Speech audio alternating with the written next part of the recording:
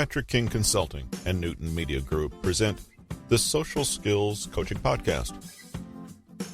Today is the 15th of December, 2021. Today we take another excerpt from Patrick King's The Science of Attraction and delve into the study of nonverbal communication or body language. As you may or may not be aware, studies peg the importance of nonverbal body language this way.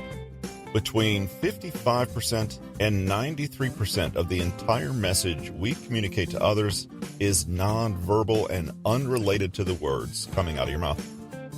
The amounts may differ from study to study and context to context, but the overall message is the same. It's not what you say, it's how you say it and how you look. Naturally, this is going to transfer seamlessly to flirting and attraction, perhaps even more so, because flirting involves a heavy number of cues and operates within gray areas. If this is important in everyday situations like school and work, imagine how important it is in engineering attraction and love, which reach down into our deepest and most primal relational urges.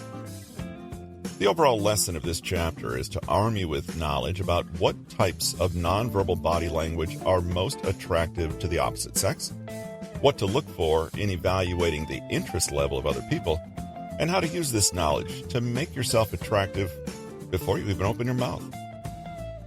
Various studies by Helen Fisher, Alan Pease, and Barbara Pease were able to articulate two main traits of body language that are both indicative of interest and attraction to others on an instinctive level and from an evolutionary standpoint. Body language. And surprisingly, the studies showed that the first aspect of attractive and effective body language is availability. That means that you appear to be open, welcoming, friendly, and willing to engage. Smiles, uncrossed legs, eye contact, and a torso that's pointed fully toward the other person indicate availability. Think about it.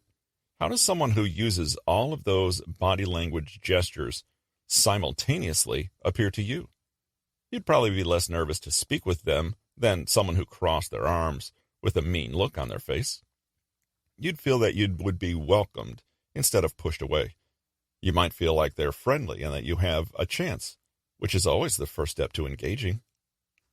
Availability means there is, in theory, a decreased chance of rejection, and that is attractive because it feels as if it is within our grasp.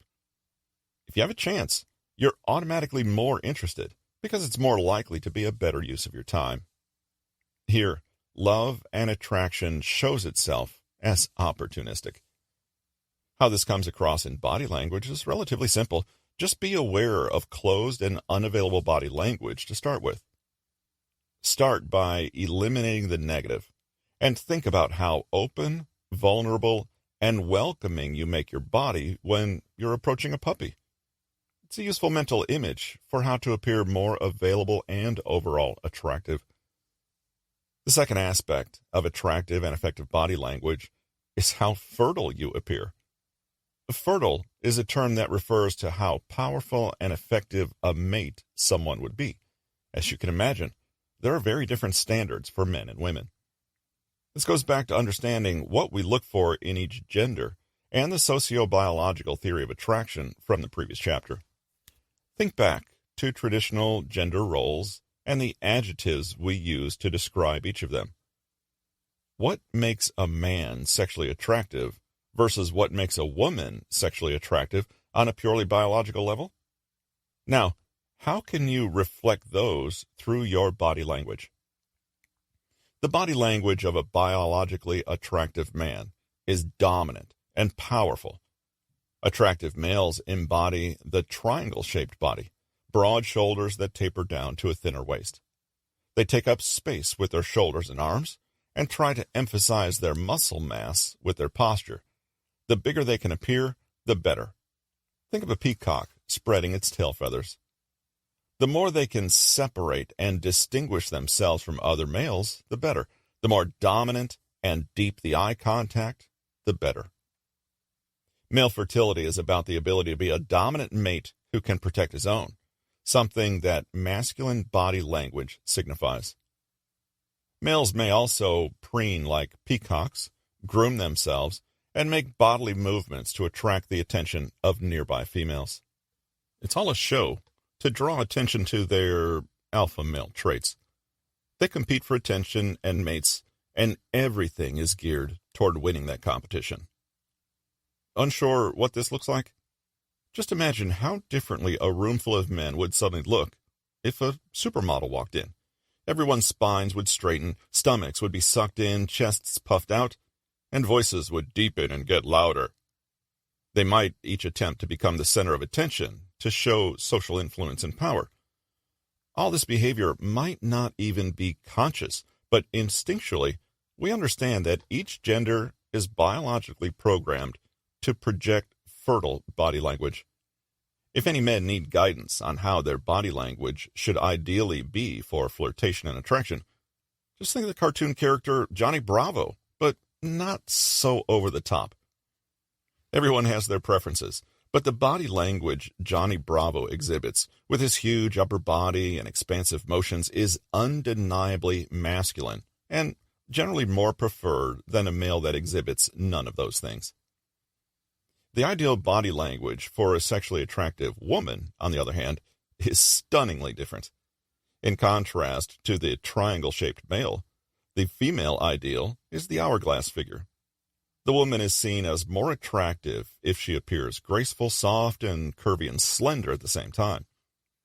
Femininity is all soft curves and supple flesh, because the female fertility is about the ability to give birth to multiple children and remain healthy. Women want to accentuate the curves of an hourglass-shaped body.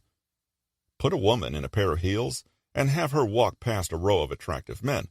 Notice how her gait changes, how it emphasizes her hips and bust, and she suddenly acts like she's walking down a fashion runway.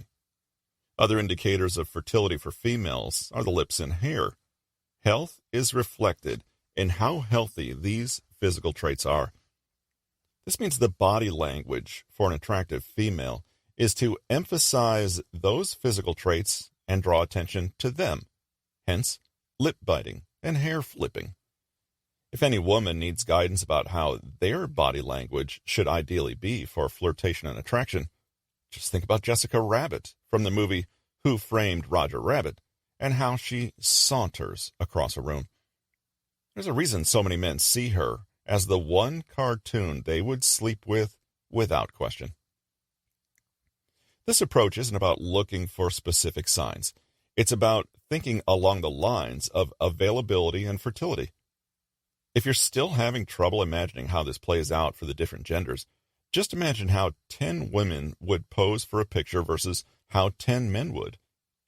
They instinctively pop their hips and shoulders and attempt to create the illusion of curves and fertility to create a favorable hip-to-waist-to-breast ratio.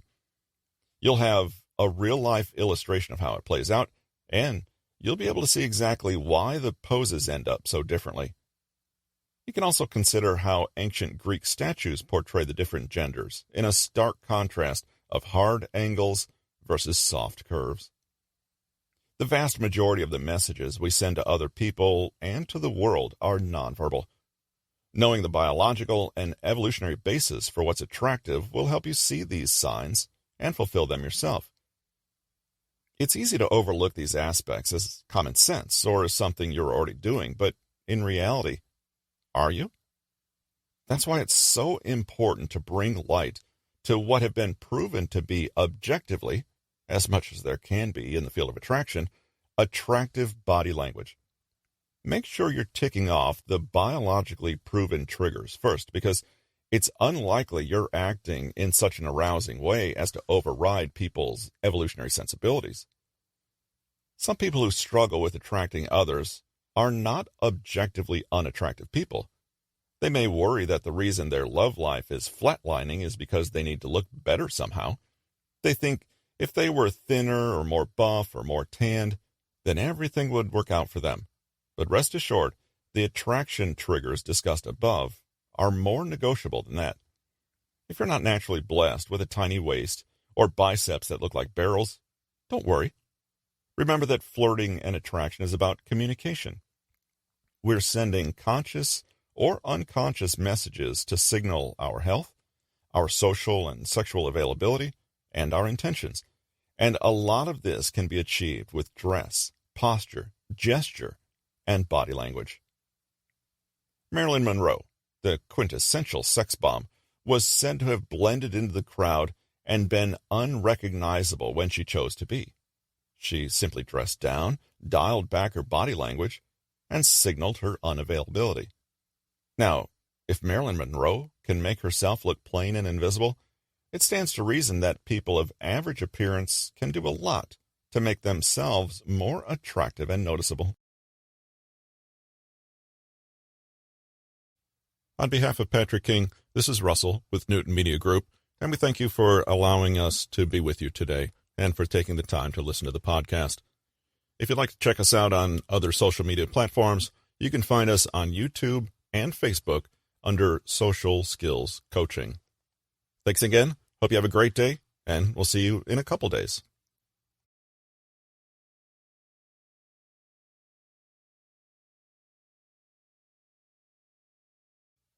Hope you enjoyed today's episode. This material was from Patrick King's The Science of Attraction, available now, of course, on Audible and Amazon. Check it out at bit.ly/Science of Attraction. That link and many others are in the show notes.